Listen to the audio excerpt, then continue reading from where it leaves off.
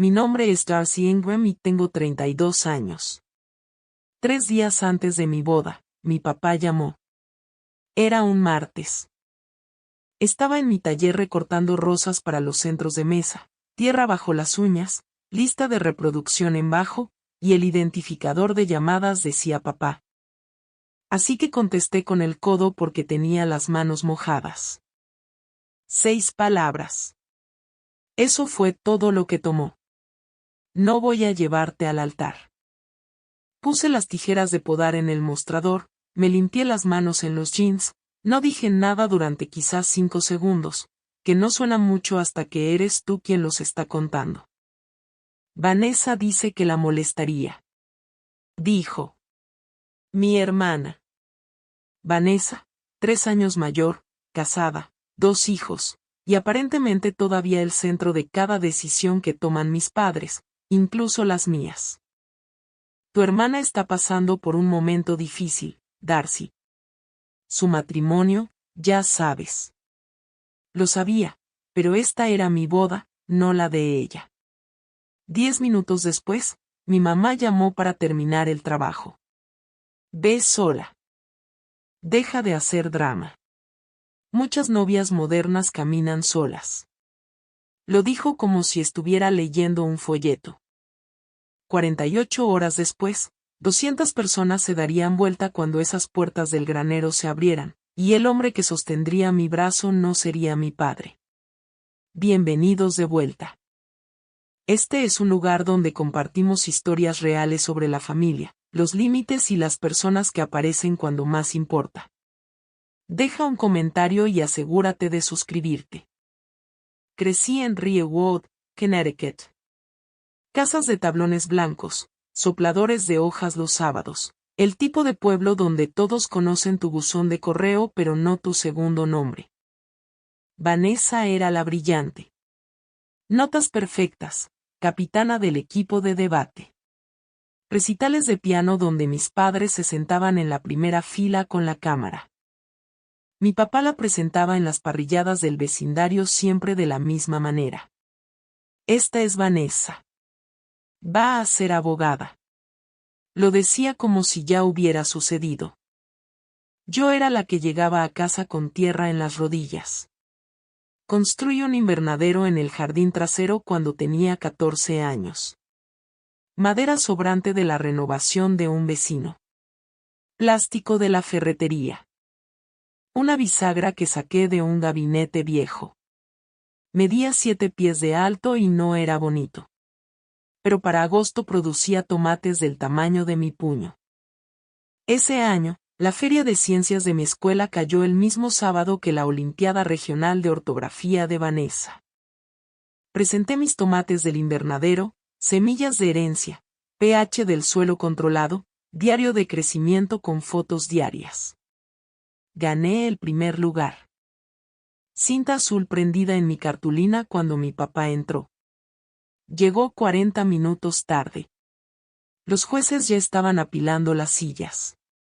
Lo siento, chiquita. El evento de Vanessa se extendió.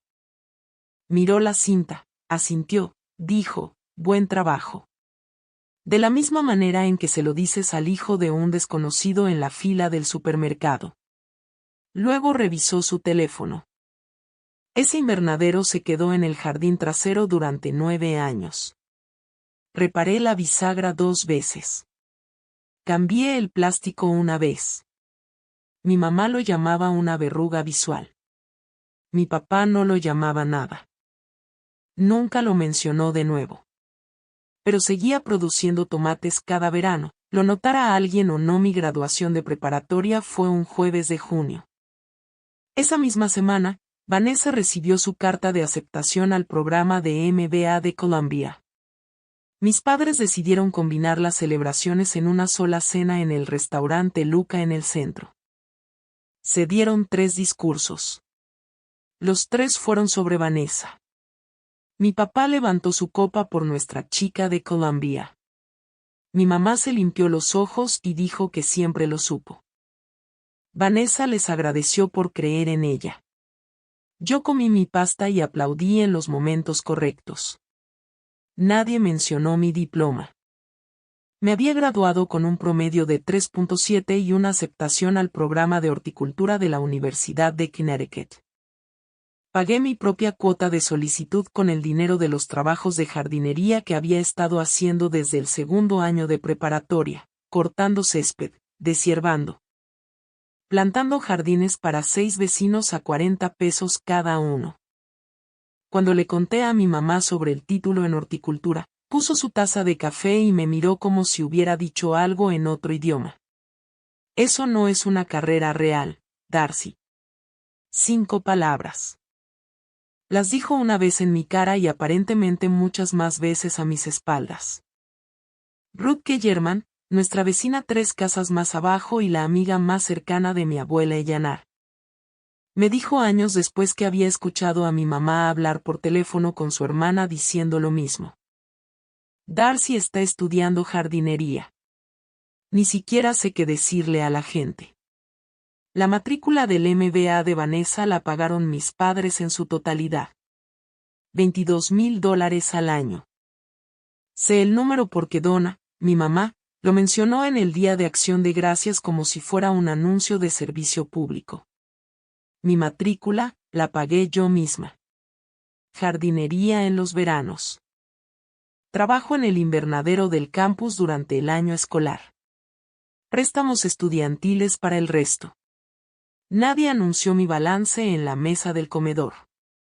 Vanessa se casó con Preston Hale 3 años después de Columbia. Banca de inversión. Traje gris carbón en la cena de ensayo. Mancuernas que costaban más que el pago de mi camioneta. Mis padres brillaban en la boda como si ellos hubieran organizado personalmente el mercado de valores. Luego llegaron los nietos. Lily primero, ahora con 5 años. Owen 2 años después, ahora con 3. Mi papá se retiró de su firma de seguros el mismo año que nació Owen y esos 2 niños se convirtieron en el centro de su universo. Manejaba a la casa de Vanessa en Darien 3 veces a la semana. Le construyó a Lily un columpio. Le leía a Owen el mismo libro de trenes 47 veces porque Owen lloraba si paraba. Vanessa lo notó. Lo notó de la misma manera en que notas una palanca que puedes jalar. La primera vez que usó a los niños fue por la distribución de asientos en Navidad. Vanessa quería la cabecera de la mesa. Mi papá se la dio. La segunda vez fue por una foto familiar. Vanessa quería que la retomaran sin mí en el fondo. Mi papá me pidió que me hiciera a un lado. La tercera vez lo escuché yo misma. Alta voz. Mi papá no se dio cuenta de que yo estaba en la cocina. Si la acompañas al altar, no llevaré a los niños a la Navidad. Mi papá hizo una pausa. Podía escuchar su respiración a través del teléfono. Luego la voz de Vanessa, tranquila y ensayada. Lo digo en serio, papá. Es demasiado para mí en este momento. Sabes por lo que estoy pasando. Mi papá dijo, está bien, Nessa. Está bien. Mi mamá entró a la cocina 30 segundos después, vio mi cara. Supo que había escuchado. Su respuesta no fue una disculpa.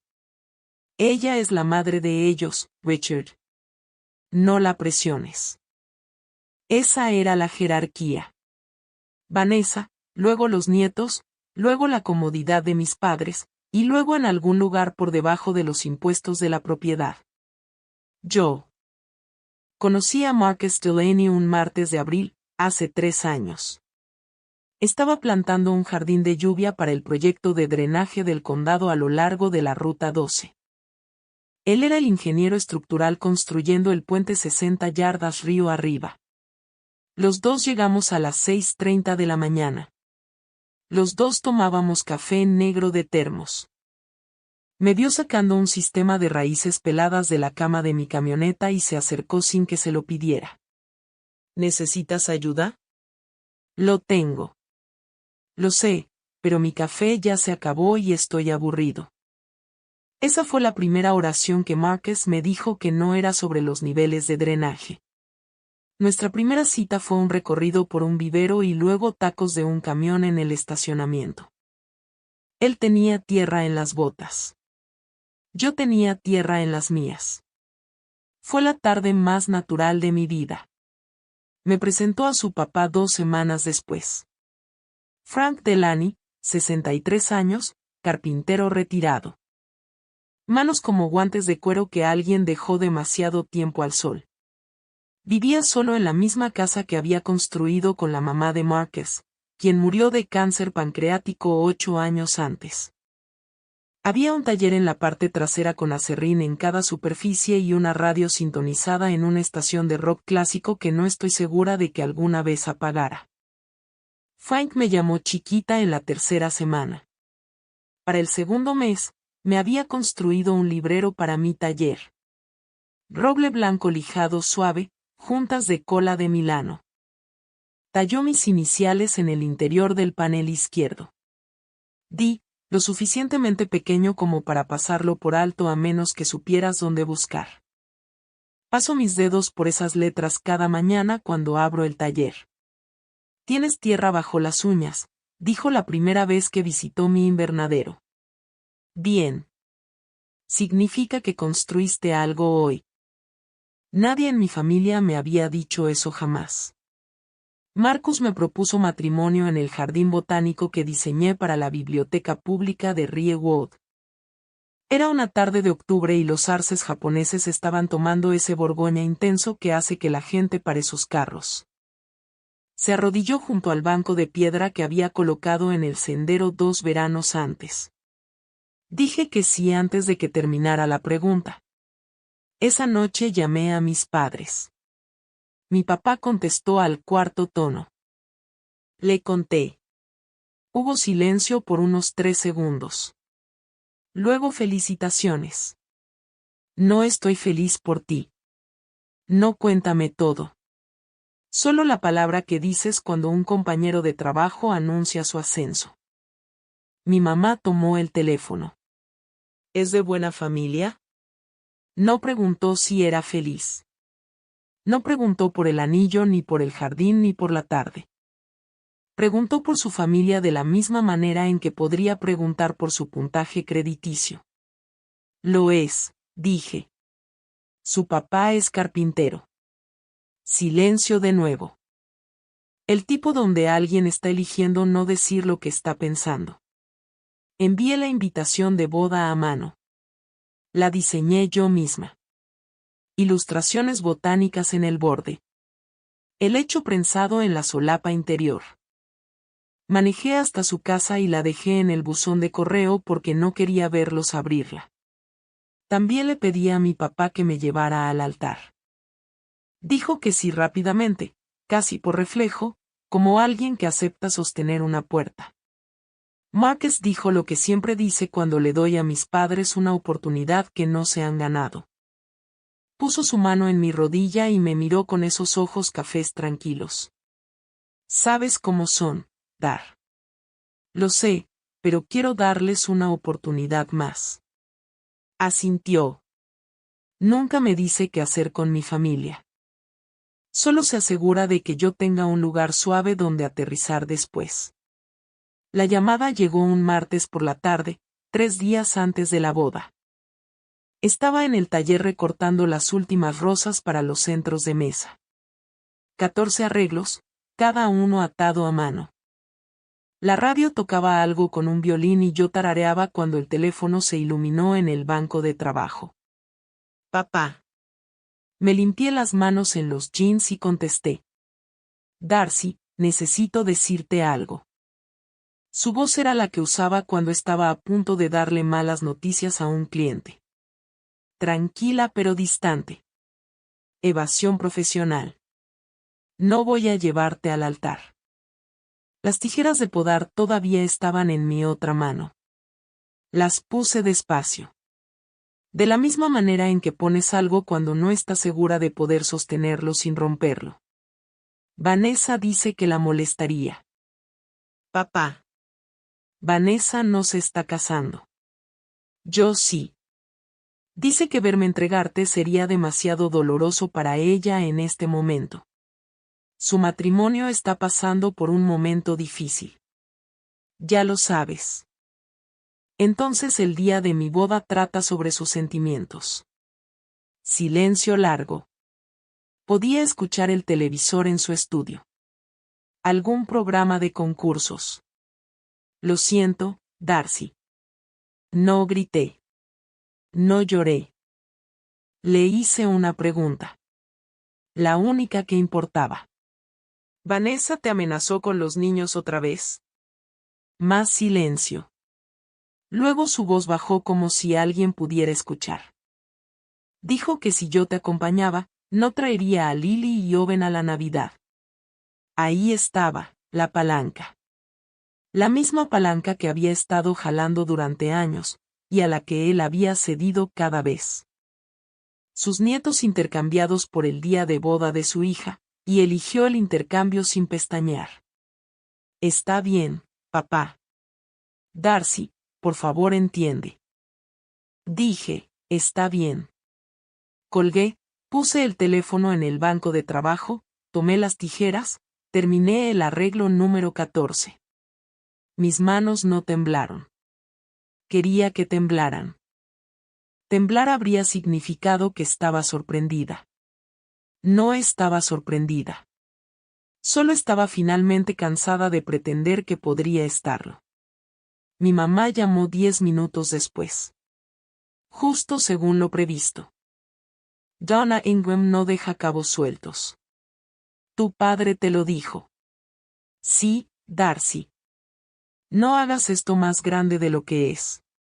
Ve sola. Muchas novias modernas caminan solas. Es bastante empoderador si lo piensas bien. Dijo empoderador de la misma manera en que alguien dice orgánico cuando no compra orgánico. Mamá, le pedí a papá hace un año. Él dijo que sí. Las cosas cambian. Tu hermana está sufriendo y yo no. Pausa. Le escuché tomar aliento. El tipo medido, el que usa antes de decir algo que ya decidió que es razonable. Tienes a Marcus. Vanessa no tiene a nadie ahora mismo. Casi me reí.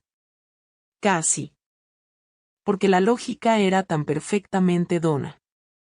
El dolor de Vanessa superaba el mío porque el dolor de Vanessa siempre superaba el mío. No porque fuera mayor. Porque era el de ella. Deja de hacer drama, Darcy. Este no es el momento. Colgué, salí al porche, me senté en el escalón de arriba. El aire de octubre era lo suficientemente frío para ver mi aliento, pero no lo suficientemente frío como para entrar. Sostuve mi teléfono con ambas manos y miré el jardín que había plantado cuando me mudé a esta casa hace 4 años. Hortensias a lo largo de la cerca, lavanda junto al sendero, un cornejo que puse el primer año y que ahora era más alto que yo. Marcus me encontró 20 minutos después. Sin lágrimas, solo sentada, sosteniendo el teléfono como si fuera algo que no estaba segura de querer conservar. Se sentó a mi lado, no preguntó qué había pasado, no dijo te lo dije. Solo puso su brazo alrededor de mi hombro y esperó. Después de un momento, me levanté, caminé por el taller, me detuve en el librero de roble que Frank me construyó, pasé los dedos por el panel interior, encontré las letras talladas, di. Las tracé 2 veces, y luego me fui a la cama. El miércoles por la mañana, 2 días antes de la boda, Marcus hizo huevos, revueltos como a mí me gustan. Con cebollín de la maceta del alféizar que él mantiene viva para mí porque de alguna manera me las arreglo para regar de más las plantas de interior mientras dirijo un negocio profesional de jardinería. Puso el plato, se sentó frente a mí, esperó. Mi papá no me va a acompañar al altar. Te escuché en el teléfono. Sirvió café. ¿Qué quieres hacer?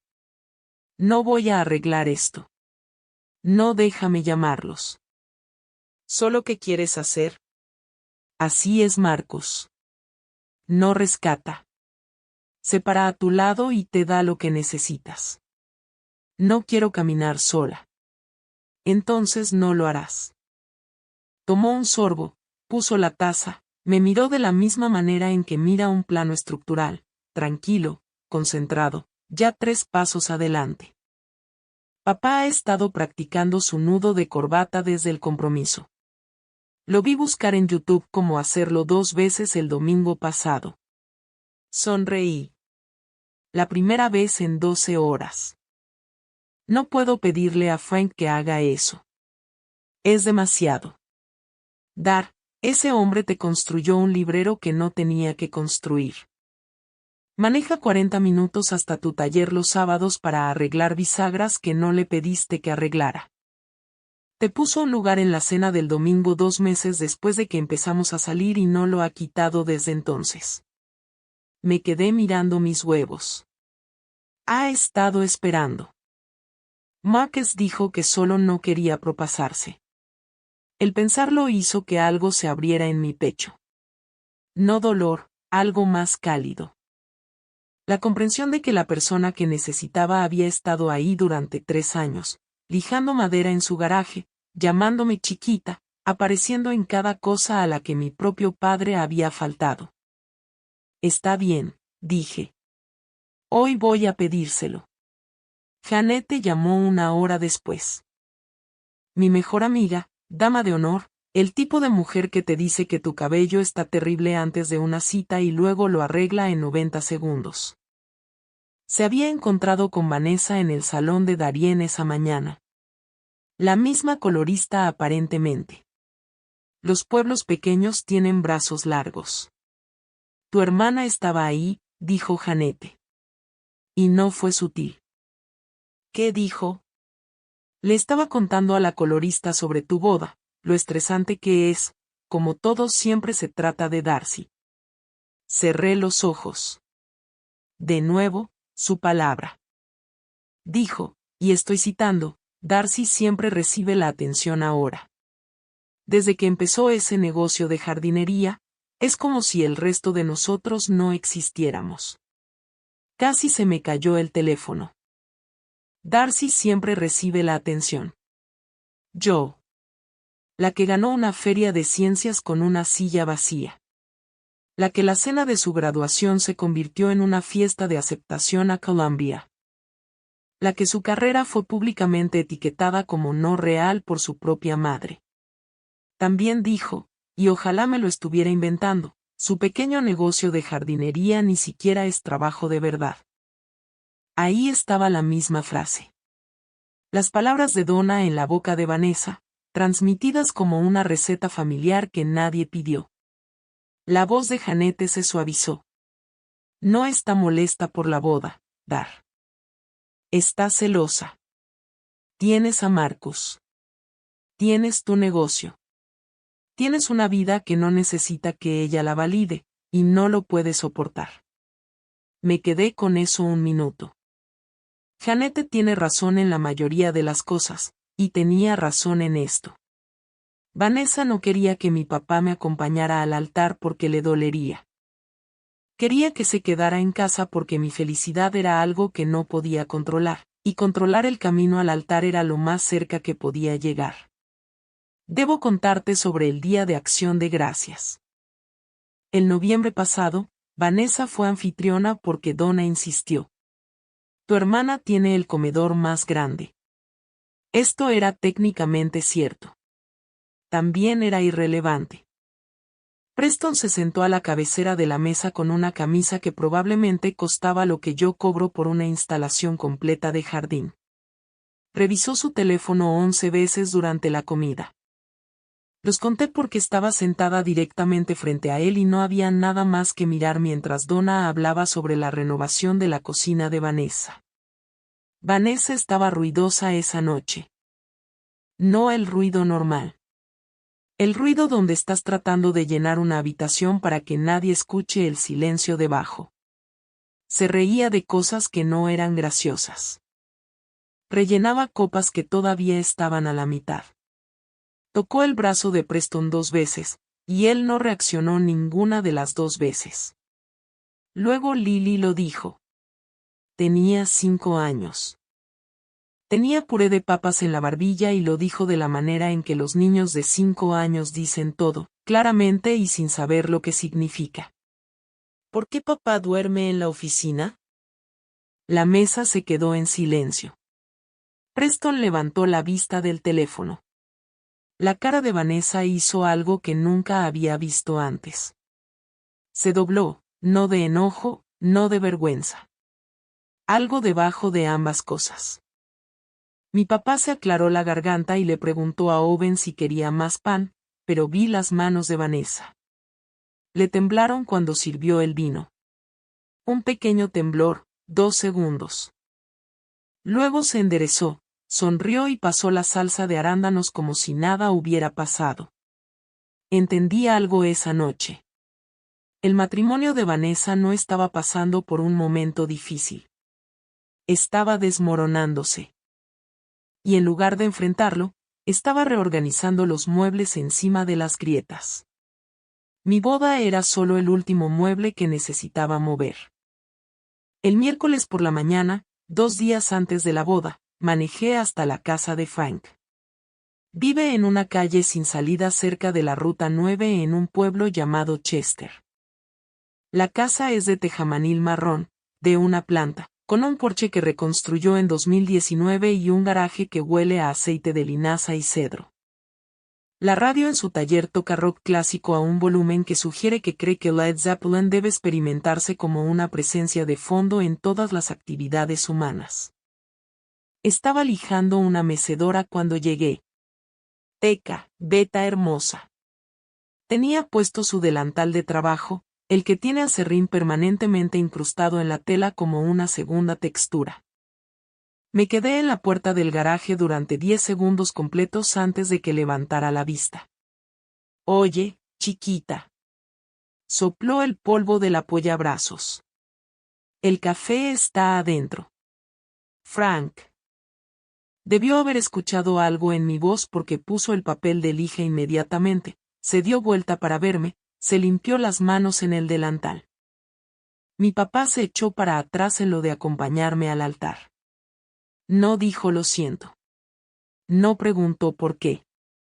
No sacudió la cabeza ni ofreció una opinión sobre mi padre o mi familia o la situación. Solo me miró con esos ojos grises tranquilos, los mismos ojos que tiene Marcos, y dijo 5 palabras. ¿Cuándo me necesitas? Esa es la frase. Eso es todo. Sin titubear. ¿Sin estás segura? Sin déjame pensarlo. El hombre estaba lijando una silla, y el siguiente aliento que tomó fue ofrecerse a llevarme hacia mi futuro como si ya estuviera en su agenda. El sábado, a la 1. Estaré ahí al mediodía. Tomó el papel de lija, empezó a lijar de nuevo, luego más suave. Chiquita, he estado esperando que alguien me lo pidiera. Lloré en el carro de regreso a casa, la primera vez en toda la semana. Las siguientes 48 horas avanzaron como una corriente.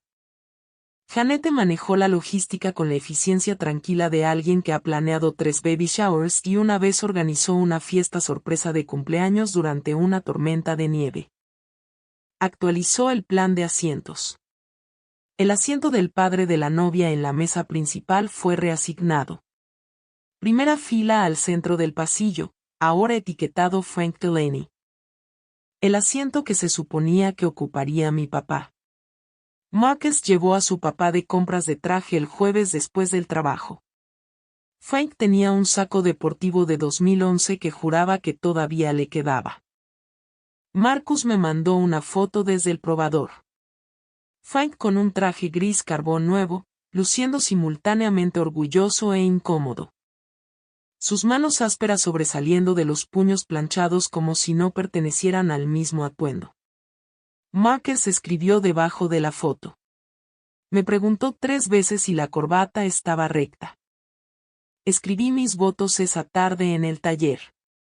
El librero de roble estaba a mi izquierda. El proyecto de las iniciales de Frank a mi derecha. Una tabla de cortar que había empezado como regalo de boda para nosotros y que pensaba que yo no sabía. Escribí a mano en el reverso de un boceto de paisaje. Tachaba líneas. Las reescribía. Me decidí por algo sencillo. Mis padres no llamaron el miércoles, no llamaron el jueves, no mandaron mensajes. Revisé mi teléfono 2 veces el jueves por la noche y luego lo puse en el cajón de la cocina. Marcus lo notó. No dijo nada. Solo hizo té y dejó una taza en mi mesita de noche. No le dije a mis padres sobre Frank. Asumieron que caminaría sola. Que asumieran. Las puertas se abrirían el sábado y la respuesta estaría parada justo a mi lado. El jueves por la tarde, 2 días antes de la boda, estaba reorganizando los centros de mesa en el taller cuando hubo un golpe en la puerta principal. Ruth Kellerman, 68 años, cabello plateado, siempre recogido.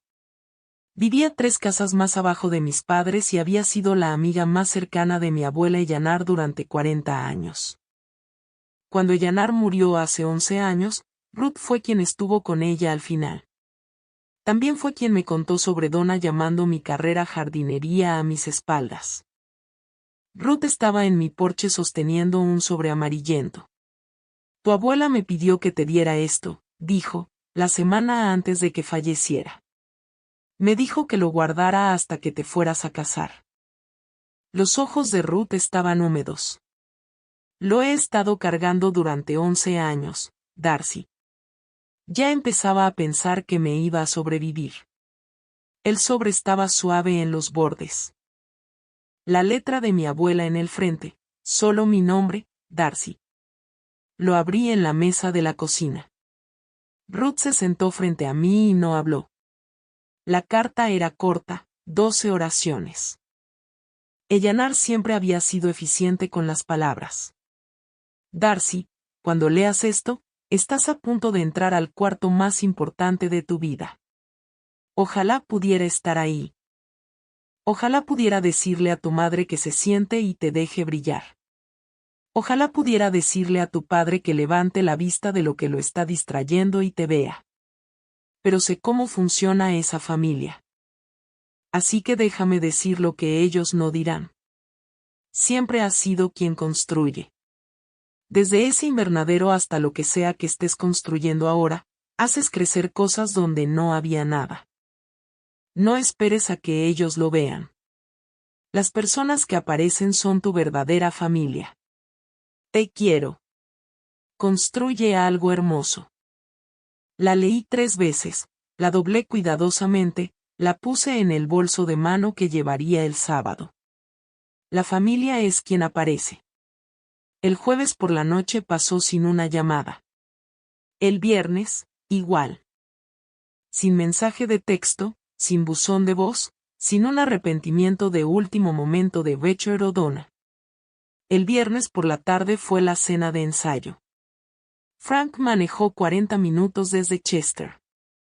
Llegó 20 minutos antes y ayudó al servicio de catering a mover mesas porque los vio luchando y no podía ver a alguien cargar una mesa plegable incorrectamente. 30 invitados, todos del lado de Marcus, mi compañera de cuarto de universidad Alexis, 2 mujeres del grupo de taller de invernadero que dirijo los sábados por la mañana para mamás locales, Ruth, Janete por supuesto, y nadie de mi familia. El granero se veía hermoso. Lados abiertos, luces de cuerda, arreglos de flores silvestres que yo había diseñado y cultivado. Lavanda y zanahoria silvestre y dalias de temporada tardía en jarrones de cobre que encontré en una venta de herencia en Litchfield. Frank se levantó para el brindis.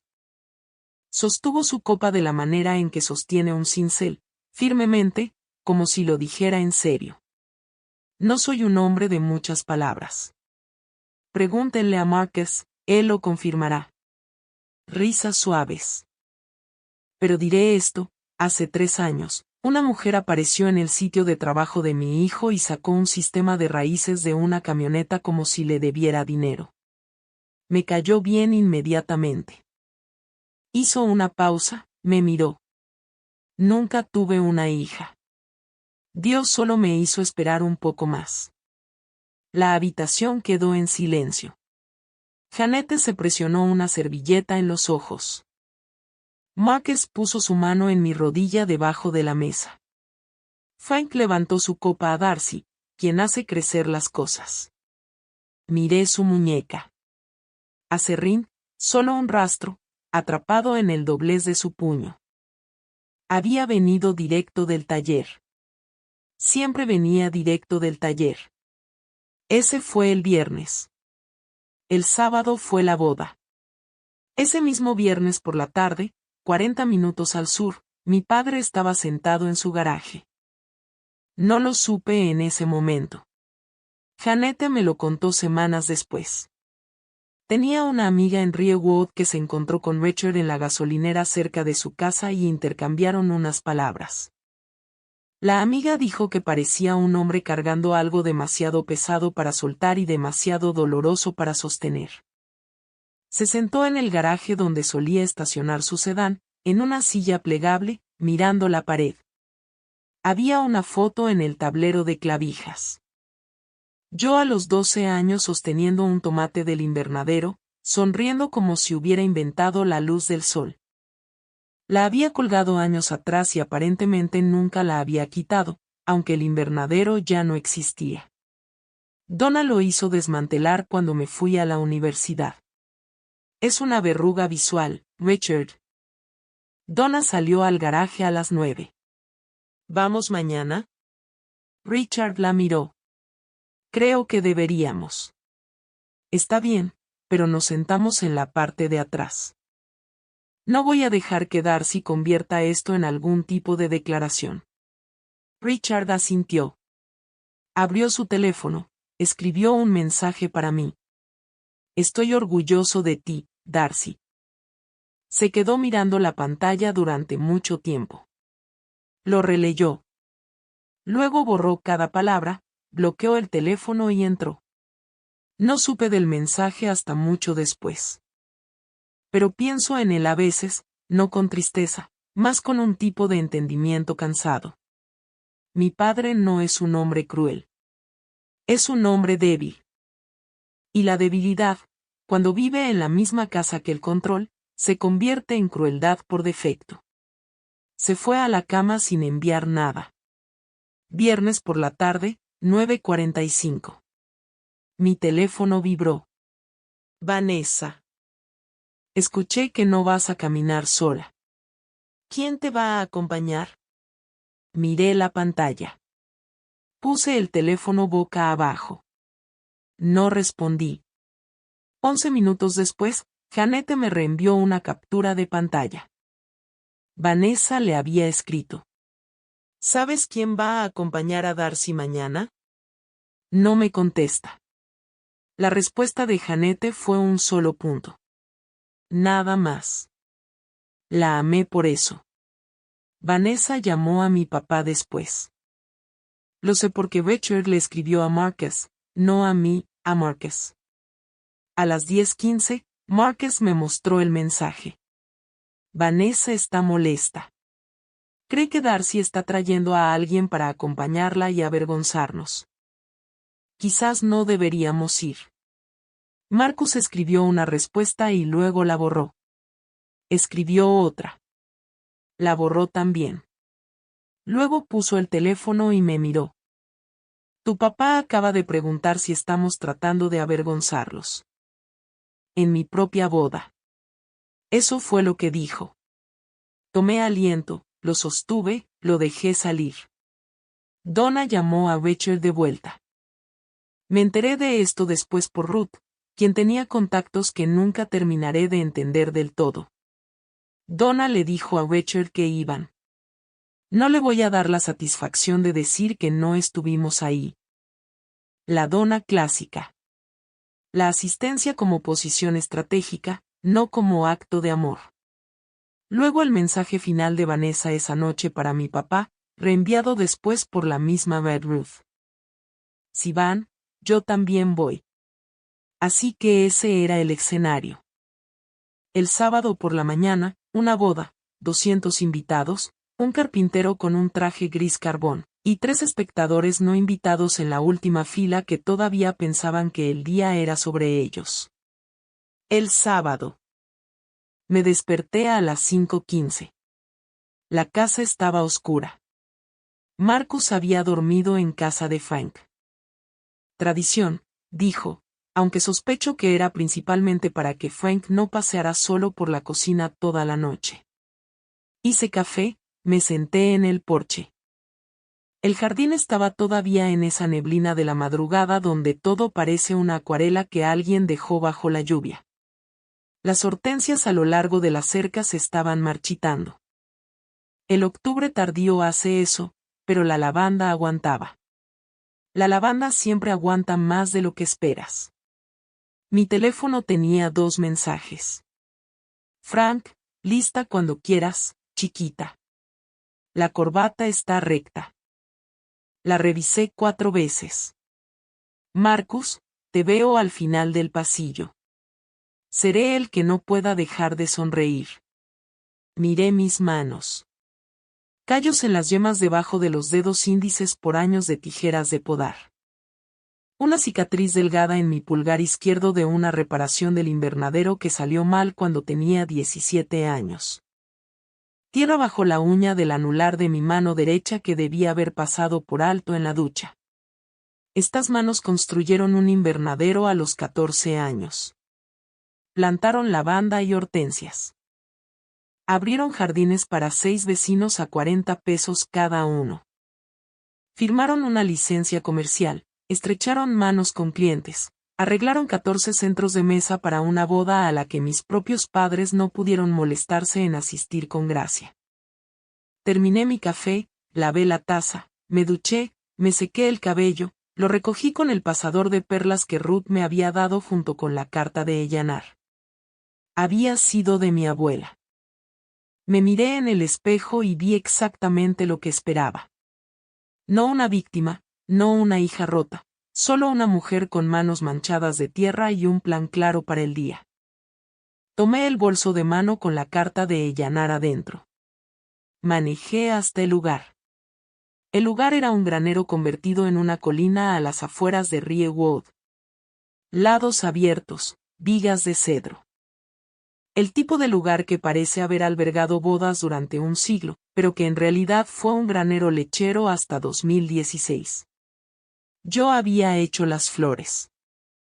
Cada arreglo, ramos de flores silvestres en jarrones de cobre, lavanda, zanahoria silvestre, dalias tardías, ramitas de romero porque mi abuela siempre decía que el romero era para el recuerdo. El altar estaba enmarcado con clematices trepadoras que había entrenado en un enrejado de madera que Marcus construyó.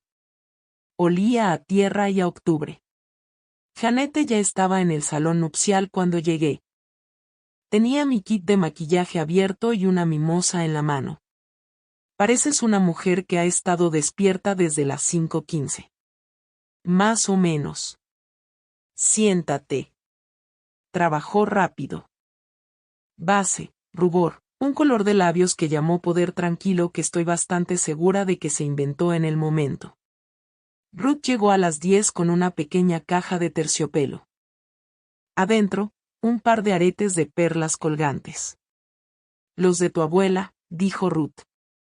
Los usó en su propia boda en 1974. Algo prestado, algo viejo, los dos en uno. Los sostuve en la palma. Estaban cálidos, como si alguien se los acabara de quitar. Alexis y mis 2 amigas de la universidad llegaron después. Las 5 en el salón nupcial. Jeanette arreglando mi cabello. Ruth sentada en el rincón con las manos en el regazo como una mujer que había esperado 11 años exactamente para esta mañana.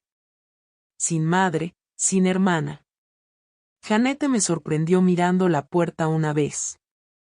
Deja de mirar esa puerta, Dar. Todos los que importan ya están en esta habitación. No estaba equivocada, pero aún así dolía. De la misma manera en que duele un moretón viejo cuando lo golpeas con algo que creías haber quitado del camino. Un golpe en la puerta. Las 10:45. Jeanette la abrió. Frank estaba en el umbral con su traje gris carbón nuevo. Camisa blanca, corbata azul marino que Marcus había elegido. Sus manos colgaban a sus lados, todavía ásperas, todavía con cicatrices de décadas de madera y clavos y cosas construidas para otras personas. Me vio con mi vestido y se detuvo. Para un hombre que pasa su vida midiendo cortes al 16avo de pulgada, Frank es notablemente impreciso con sus emociones. Sus ojos se llenaron inmediatamente, su mandíbula se tensó. Parpadeó 2 veces fuerte y luego dijo, «Oh, chiquita. No llores, Frank. Acabo de ponerme el rímel. No estoy llorando. El aserrín llega a todas partes». Jeanette se rió desde el otro lado de la habitación. Ruth sonrió. Metió la mano en el bolsillo del saco y sacó una pequeña caja de madera. Nogal, acabado a mano. Adentro había un boutoniere, hojas de roble secas, flores de respiro envueltas en cordel. Lo hice esta mañana. Pensé que las flores de una tienda no se sentirían bien para ti. Se lo prendí en la solapa. Las hojas de roble eran de su taller. El mismo roble blanco del librero. La misma madera que había sido parte de mi vida durante 3 años, integrada en las paredes de mi rutina diaria. «Te ves hermosa», dijo. Luego se corrigió. «No, te ves fuerte». Nadie me había dicho eso jamás en un día en que se suponía que debía verme hermosa, y era exactamente la palabra correcta. Tomó asiento en el rincón junto a Ruth. Los dos sentados ahí en silencio. Un carpintero de 63 años y una maestra jubilada de 68, como la escolta de seguridad más improbable en la historia de las bodas, esperando a que se abrieran las puertas. Al mediodía, me asomé por la cortina al costado del granero. El lado de Marcus estaba lleno. Tías, tíos, primos, amigos de su firma de ingeniería. Su prima trajo a un niño pequeño que ya estaba dormido. Su compañero de universidad ajustaba una corbata de moño que parecía prestada. Mi lado era más pequeño pero no estaba vacío. El asiento de Ruth estaba reservado al frente. Alexis y las chicas de la universidad estaban ahí. 7 mujeres de mi taller del invernadero, el grupo de los sábados por la mañana donde enseño a mamás locales cómo iniciar huertos. 3 clientes de jardinería que con los años se habían convertido en amigas. Mi contadora Gloria, quien una vez me dijo que mis impuestos trimestrales la llenaban de orgullo. Y luego vi la última fila. Extremo derecho. 3 figuras. Richard con un traje oscuro mirando sus zapatos. Donna sentada rígida con su bolso en el regazo como un escudo. Y Vanessa con un vestido ligeramente demasiado formal para una boda al aire libre en un granero, recorriendo la habitación con la expresión de alguien que cataloga las salidas. Vinieron. Se me cayó el estómago. No porque tuviera miedo. Porque por un segundo, un estúpido segundo reflexivo, mi corazón dijo, quizás están aquí para arreglarlo. Luego vi a Donna inclinarse y susurrarle algo a Richard. Y él asintió sin levantar la vista, y supe que no estaban ahí por mí. Estaban ahí para poder decir que estuvieron. La asistencia como coartada. Dejé caer la cortina, me di vuelta hacia la habitación. Jeanette estaba ajustando su ramo. Frank estaba quitándose algo de la manga. Ruth estaba leyendo la carta de Eleanor una vez más. Se la había mostrado esa mañana y había llorado en silencio durante 3 minutos. La coordinadora entró. 15 minutos. La música empezó exactamente a la 1. Un cuarteto de cuerdas que Marcus había encontrado a través de un amigo. Tocaron algo suave y ascendente. No sé el nombre, pero sonaba como la luz del sol moviéndose entre los árboles. Las damas de honor caminaron primero, Alexis, luego Sarah, luego Janete de última. Janete se detuvo en la puerta y me miró hacia atrás. Guiñó. Luego atravesó y el pasillo la absorbió en luz blanca. Silencio. El breve tipo de aliento contenido donde 200 personas se quedan quietas a la vez y el único sonido es el viento a través de los lados abiertos del granero. La coordinadora me tocó el brazo. ¿Lista? Abrí el bolso de mano, saqué la carta de Ellanar, leí una línea, la última. Las personas que aparecen son tu verdadera familia. La doblé, la volví a poner, cerré el broche. Frank se puso a mi lado. Ofreció su brazo.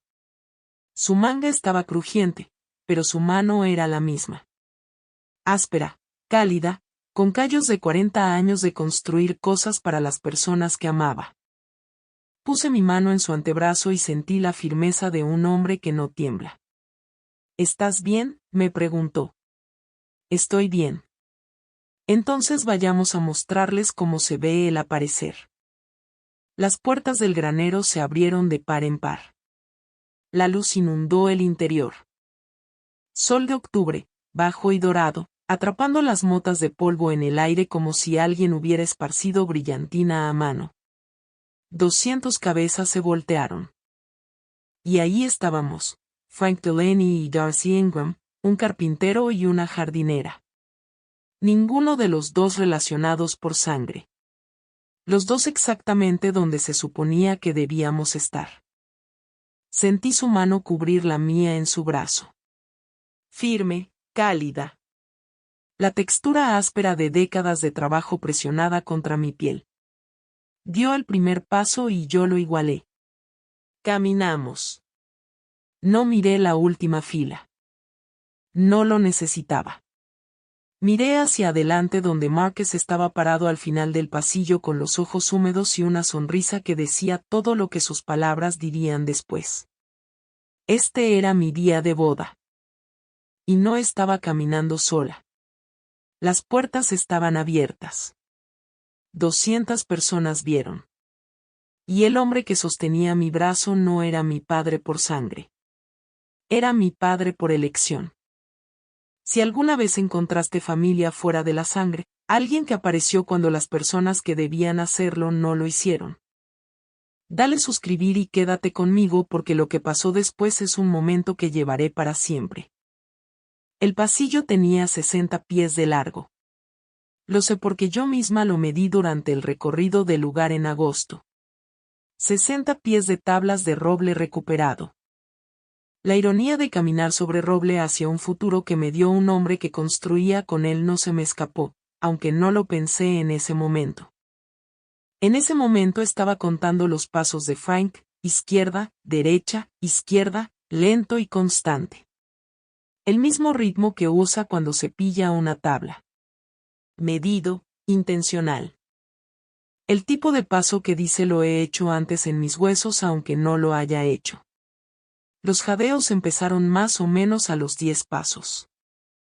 No fuertes, solo los pequeños sonidos involuntarios que hacen las personas cuando están armando una historia en tiempo real. Los invitados que conocían a Janete, las amigas de los amigos, las mamás del taller del invernadero, Gloria, mi contadora. Sonreían y se presionaban pañuelos en los ojos. Los invitados que no conocían miraban a Frank y luego escaneaban la habitación buscando a alguien que pareciera el padre de la novia y encontraban a un hombre en la última fila que no miraba a los ojos de nadie. No miré a Richard. Quiero ser clara en eso. No giré la cabeza, no busqué su cara, no le di la satisfacción de una mirada ni la crueldad de una intencionada. Miré a Ruth, que se secaba los ojos en la primera fila, a Janete, parada en el altar con la mano sobre la boca, a las mamás del taller del invernadero, 3 de las cuales lloraban abiertamente. Luego miré a Marcus. Estaba parado al final del pasillo, con las manos a los costados, los ojos llenos. Le asintió una vez a Frank, no como saludo, sino como gracias. El tipo de gesto que los hombres intercambian cuando las palabras tomarían demasiado tiempo.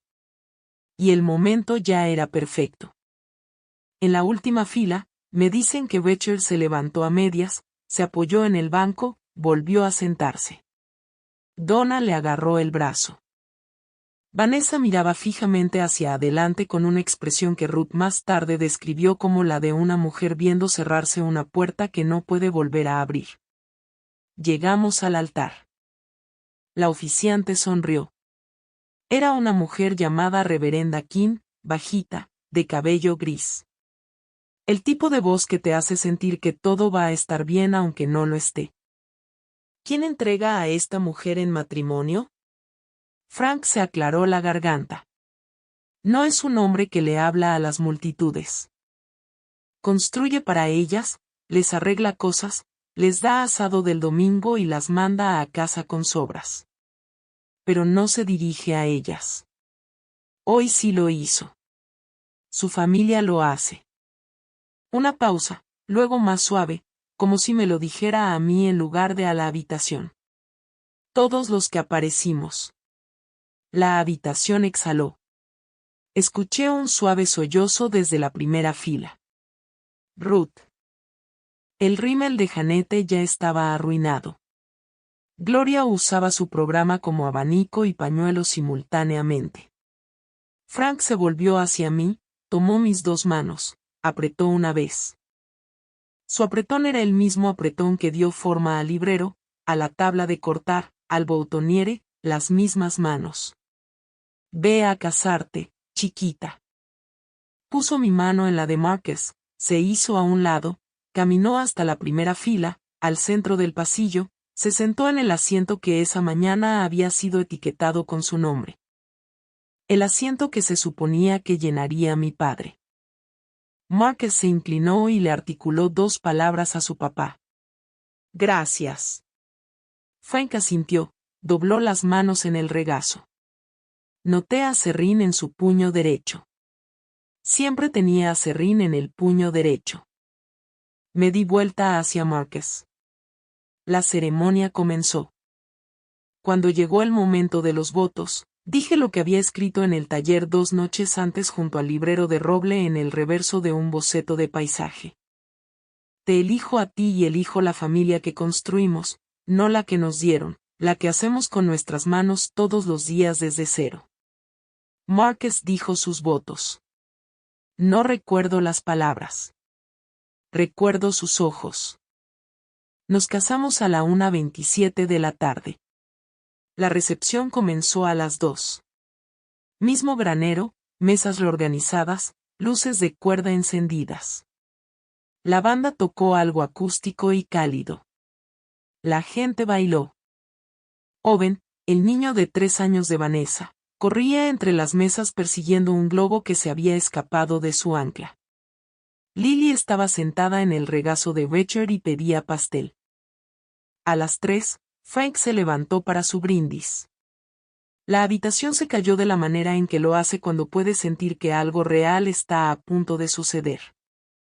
Voy a ser breve porque Marcus me dijo que si hablo más de 2 minutos, me va a poner música de trombón. Risas. No tengo un trombón, así que le creo. Sostuvo su copa. La primera vez que Darcy vino a mi casa para la cena del domingo. Tenía un helecho en el alféizar. Se estaba muriendo.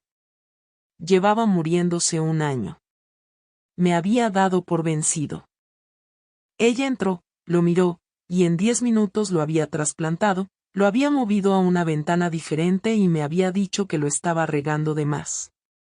Me miró. Supe entonces que cualquier mujer que salva una planta moribunda sin que se lo pidan es también el tipo de mujer que salvará a un viejo moribundo de comer solo todos los domingos. Silencio. Luego la habitación estalló.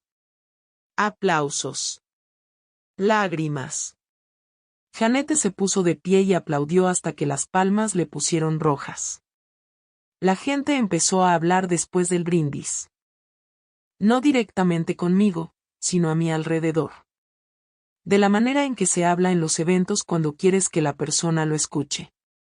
Ella diseñó el jardín de la biblioteca de Riewood. ¿Sabes? Su empresa cuida los jardines del juzgado. ¿Los has visto en primavera? Dirige un taller gratuito para mamás todos los sábados. Mi trabajo hablando por sí solo. En una habitación llena de personas que vinieron porque eligieron hacerlo, mientras mi propia familia estaba sentada en una mesa del rincón sin decir nada. Richard me encontró en la mesa de postres. Yo estaba cortando el pastel de limón. Mi elección, no la de Donna, cuando sentí que alguien se acercaba demasiado a mi lado izquierdo. Supe que era él antes de darme vuelta. Olía al mismo aftershave que ha usado desde que yo tenía 7 años. Old Spice, el del frasco blanco. Darcy. Me di vuelta. Sostenía un vaso de agua. No champán. Agua. Sus ojos estaban rojos en los bordes y su mandíbula hacía lo que hace cuando está tratando de no decir algo que podría salir mal. Ese hombre. Lo hizo bien. Su nombre es Frank. Richard asintió. Frank. Sí. Estuvo él, lo hizo bien ahí arriba. Lo hizo. Silencio. Richard miró el pastel, la mesa, cualquier cosa que no fuera mi cara. Quería decir que lo siento. Lo miré, no con enojo, no con perdón. Solo la mirada plana y clara de alguien que ha pasado 32 años viendo a un hombre elegir el camino de menor resistencia. Lástima que te lo perdiste, dije. O lástima que todos lo vieron. Se estremeció, apenas. El tipo de estremecimiento que solo sucede cuando alguien dice en voz alta lo que has estado pensando durante 3 días. Antes de que pudiera responder, Donna apareció, con la mano en su codo, guiándolo de la misma manera que siempre lo guía, firmemente como empujando un carrito. Richard, ven a sentarte. Se inclinó hacia mí al alejarlo. Voz baja, controlada, el mismo tono que usó por teléfono el martes por la noche. No hagas una escena, Darcy. Tomé el cuchillo del pastel, serví una rebanada en un plato. Yo no soy la que hace escenas, mamá. Estoy cortando pastel. Se alejó. Richard la siguió. Él siempre la sigue. El baile de padre e hija fue a las 4, excepto que no fue un baile de padre e hija. Fue Frank y yo en el piso del granero bajo las luces de cuerda con una canción que Marcus eligió. Una versión acústica de Lean on Me que hizo llorar a Janete por 3ª vez. Frank bailó de la misma manera en que construye, cuidadosamente, con atención a donde iban sus pies. Sostuvo mi mano en la suya y puso la otra mano en mi hombro, no en mi cintura, porque Frank es el tipo de hombre que respeta un límite incluso en una boda. Piso pies, advirtió. Lo sé, Marcus me lo dijo. Ese chico no tiene lealtad. Me reí. La habitación se rió. 200 personas viendo a un carpintero bailar con una jardinera y sintiendo algo verdadero debajo de la música. En la mesa del rincón, Vanessa miraba. Preston no estaba. Tenía un viaje de trabajo. Oh, eso le dijo a Donna. La silla junto a ella estaba vacía y aferraba una copa de champán como si le debiera algo. Ruth se acercó y se sentó junto a Vanessa. Sin hostilidad, sin calidez, solo presente. De la manera en que Ruth hace todo. Ellanar habría estado muy orgullosa de Darcy hoy, dijo Ruth. Vanessa la miró. Habría estado orgullosa de las dos, Vanessa, si la hubieras dejado. Los ojos de Vanessa se llenaron. Puso la copa, se levantó, caminó hacia el baño. Estuvo ahí 15 minutos. Cuando salió, su maquillaje estaba recién aplicado, pero sus ojos estaban hinchados y sus manos todavía temblaban de la misma manera en que temblaron en el Día de Acción de Gracias. La vi cruzar la habitación desde la pista de baile. No fui hacia ella. No mandé a alguien a buscarla. Seguí bailando con Frank. Algunas puertas se cierran porque tú las cierras. Otras se cierran porque la persona del otro lado dejó de sostenerlas abiertas. No vi salir a mis padres. Janete me dijo después que se escabulleron alrededor de las 5, entre el corte del pastel y el lanzamiento del ramo. De la manera en que te vas de una fiesta a la que nunca estuviste realmente. El trayecto de vuelta a casa para Becher y Donna fue de 40 minutos. Ruth se enteró por una vecina que se enteró por la hermana de Donna que ninguno de los dos habló durante los primeros 20 minutos. Luego Becher dijo algo. Ese hombre le construyó un librero. Donna lo miró. ¿Qué? En su taller. De roble con sus iniciales talladas adentro. Donna miró la carretera. ¿Cuándo fue la última vez que nosotros le construimos algo, Donna? Sin respuesta. La carretera entre Río Wood y su casa corre junto al embalse. Agua plana, árboles oscuros, el tipo de trayecto que te da demasiado tiempo para pensar. Ni siquiera me miró, dijo Becher, cuando caminó por el pasillo. No miró. Estaba mirando a Marcus. Estaba mirando a todos menos a mí, y tenía razón también. Donna no dijo nada. Becher entró al camino de entrada. Donna entró a la casa. Richard se quedó en el carro. La luz del garaje todavía estaba encendida desde el viernes por la noche. La foto de Darcy de 12 años con el tomate todavía estaba en el tablero de clavijas. El invernadero había desaparecido. Donna le hizo desmontarlo años atrás. Es una verruga visual, Richard. Pero las marcas en el suelo donde estaba todavía eran levemente visibles en el césped, incluso en la oscuridad. Algunas cosas dejan contornos incluso después de ser quitadas. Richard revisó su teléfono. Sin mensaje de Darcy. Sin mensaje que llegara. La boda había terminado. Su hija estaba casada. Un carpintero había hecho lo que él se suponía debía hacer. Y el asiento etiquetado Frank Delaney en la primera fila fue la declaración más elocuente que alguien hizo en todo el día. Sin decir una palabra, entró y cerró la puerta. El lunes por la mañana, 2 días después de la boda, abrí el taller a las 7. Igual que siempre. Nuevo pedido sobre el escritorio.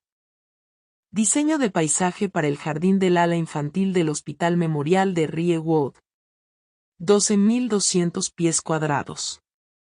Plantas sensoriales para niños en recuperación. Jardines de texturas. Cosas que puedes tocar y oler y sostener. Marcus trajo café a las 8. Negro. El cebollín en el alféizar todavía vivo. Frank llegó a las 9 con una tabla de cortar en la que había estado trabajando durante semanas. Madera de cerezo con una franja de nogal incrustada en el centro. Para los recién casados, dijo, como si no me hubiera acompañado al altar 48 horas antes, como si fuera un sábado cualquiera. La puse en el mostrador junto al librero que construyó hace 3 años. El mismo hombre, las mismas manos, el mismo aparecer sin que se lo pidieran. Mi teléfono vibró al mediodía. Un mensaje de texto de Richard. ¿Podemos hablar? Lo leí. Puse el teléfono boca abajo en la mesa de dibujo. Abrí los planos del jardín del hospital. Empecé a esbozar el sendero sensorial. Romero para la memoria. Lavanda para la calma. Menta para la energía. Plantas que te dan algo simplemente estando cerca de ellas. El invernadero que construí a los 14 años medía 7 pies de alto y producía tomates para una familia. Este tendría 12.200 pies cuadrados y produciría sanación para los niños que la necesitaban. Tomé mi lápiz, dibujé la primera línea del sendero, luego la segunda, luego los jardines del borde, luego el arco de la entrada. Afuera, la luz de octubre se movió a través de la ventana de mi taller y atrapó las letras talladas en el interior del librero. lo suficientemente pequeñas para pasarlas por alto, lo suficientemente profundas para durar. No respondí el mensaje de texto. Tenía trabajo que hacer. 2 semanas después de la boda, Vanessa llamó. Estaba en un sitio de trabajo, el jardín del hospital, midiendo los niveles de drenaje, cuando su nombre apareció en mi pantalla. Casi lo dejé ir al buzón de voz. Casi. Pero algo en mí, algún remanente de la chica que reparó la bisagra del invernadero 2 veces porque creía que las cosas podían arreglarse, me hizo contestar. Darcy, estoy aquí. Silencio, lo suficientemente largo como para que revisara si la llamada se había cortado. Preston se fue. Puse la cinta métrica. Se mudó la semana pasada, se llevó sus cosas mientras yo estaba en el supermercado, dejó una nota en el mostrador. Esperé. La respiración de Vanessa era irregular. No llorando, tratando de no llorar. Solo pensé que debía saberlo. Está bien. Otra pausa. Luego su voz se quebró. No dramáticamente, no de la manera en que actúa para mis padres, sino en voz baja, como una grieta en una pared que ha estado extendiéndose durante años y finalmente llegó a la superficie. Pensé que si podía mantener a mamá y a papá enfocados en mí, llenaría el vacío. Preston no estaba. Los niños no eran suficientes. Necesitaba ser el centro de algo. Y tu boda estaba en el camino. Tu felicidad estaba en el camino. Dejé que eso reposara. No la consolé. No la ataqué. Estaba parada en un sitio de construcción con tierra en las botas. Sostenía el teléfono y escuchaba a mi hermana decir finalmente lo que había estado escondiendo detrás de la manipulación durante 3 años. Vanessa, espero que encuentres lo que necesitas. Lo digo en serio. Pero ya no soy tu amortiguador emocional. No puedo ser en lo que te apoyas mientras me empujas hacia abajo. Lloró en voz baja. La dejé. Luego me despedí y volví a medir. Una carta llegó la semana siguiente. Escrita a mano. La letra de mi padre, pequeña, inclinada, la caligrafía de un hombre que aprendió a escribir en una escuela que todavía usaba plumas estilográficas. No un mensaje de texto, no una llamada, una carta enviada por correo con estampilla. Sellada en Riewood. La abrí en el taller sola, parada junto al librero. Darcy, debí haberte acompañado al altar. Lo supe cuando Vanessa me pidió que no lo hiciera. Y lo supe cuando tu madre me dijo que estaría bien. Y lo supe cuando me senté en la última fila y vi a otro hombre hacer lo que se suponía que debía hacer yo. Elegí mal. He estado eligiendo mal toda tu vida y diciéndome que era más fácil. No era más fácil. Era simplemente cobarde. Dejé que tu hermana usara a esos niños como una pared entre nosotros. Dejé que tu madre me dijera que mantener la paz era lo mismo que ser un buen padre. No lo era. Mantener la paz significaba mantenerte a distancia, y lo hice porque tenía demasiado miedo de lo que pasaría si me resistía. Frank se ganó lo que yo desperdicié. Él apareció. Yo no. No espero que me perdones. No creo que yo tampoco me perdonaría. Pero quiero que sepas que la foto de ti sosteniendo ese tomate todavía está en mi pared. Y desearía haberte dicho entonces lo que debía haber dicho 1000 veces desde entonces. Estoy orgulloso de ti, Darcy. Siempre lo estuve. Solo era demasiado débil para decirlo en voz alta. Papá. Lo leí 2 veces, lo doblé, lo puse en el cajón del escritorio junto a la carta de Ellanar. 2 cartas, 2 pesos muy diferentes. No respondí. Solía pensar que la familia eran las personas con las que naciste, las que compartían tu sangre, tu apellido, tu mesa del comedor. Ya no pienso eso. La familia es el hombre que maneja 40 minutos hasta tu taller un sábado para arreglar una bisagra que no le pediste que arreglara. La familia es una carta en un sobre amarillento de una mujer que ha estado ausente 11 años. La familia es quien aparece. Esa es mi historia. 3 días de silencio. Una carta de una abuela y un carpintero que dijo que sí antes de que yo terminara de preguntar. Si esto te recordó que la familia es una elección, no una obligación, compártelo con alguien que necesite escucharlo. Gracias por estar aquí. Nos vemos en el siguiente.